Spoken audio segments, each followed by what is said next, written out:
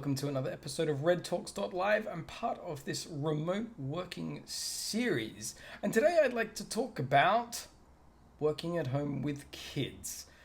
Now,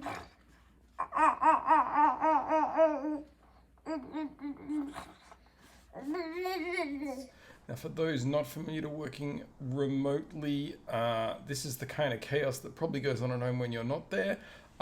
For those who were, maybe you had daycare or a nanny and you've had to stop those services because of self-quarantine. That's the situation I'm in. So there's a lot to adjust for, a lot. But what I want to really talk about, though, is the approach that I've been taking to it, because in reality, we're all stuck in this situation, and the worst thing you can do is start feeling guilty. I mean, it's a thing. You're now at home, you don't have anyone who can look after your kids, you're working in an environment you're not familiar with, they're not used to you being here, and they want your attention because they love you and you love them, and if you keep being apologetic, you're just going to feel bad about what could be a really great time that you're in their lives a little more than normal. Now, I've seen some of the hilarious posts out there about people saying, when can I go back to work because I'm at home with my kids? What I've been doing is just restructuring my day around when he needs to be interacted with. So I'll get up earlier. Fortunately, my son is a toddler and still has 2 naps a day, which is fantastic because those 2 couple of hour naps are extremely productive times for me.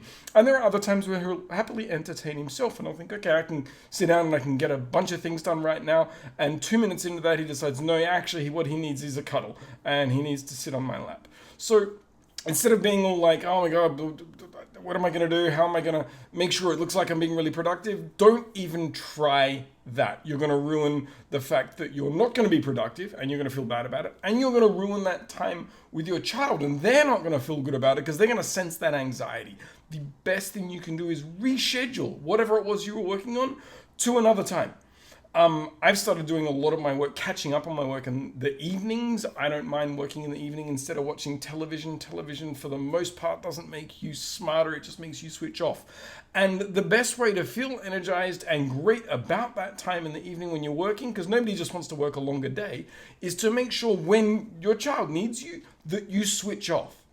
Because after that, when he's had dinner and he's had his bath and he goes to bed, I don't feel tired because I wasn't there at my desk just feeling guilty the whole time. I had a really good day with him and I'm feeling fantastic about it.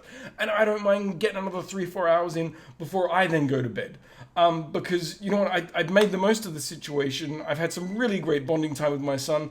And that's what really counts. We're in a bad situation, so let's make the best of that situation. Let's bring the right mindset to it so that we can make it work for all of us, because we have to give a little right now and we can make that up later, but family is key and is important, so look after that first. And if anyone's out there and is thinking, you know what, I wish I could, but I got the kind of boss that is going to make me feel bad about not constantly being responsive, I got to have that email responded to within 2 minutes or that instant message, please reach out to me. I would love to have your boss on this show so that we can have an AMA about what it's like to be the world's only living heart donor. Think about that one. Anyway, that's it. Just a quick episode today. I hope you enjoyed some of the scenes of my son working my uplift desk. That makes it tricky to type. I'm getting quite good at it now. I can lift and raise with the desk and keep an email going. But yeah, please do let me know, different kids of different ages have different needs and requirements from their parents. I would love to hear from you guys. So that's another episode. Thanks for listening.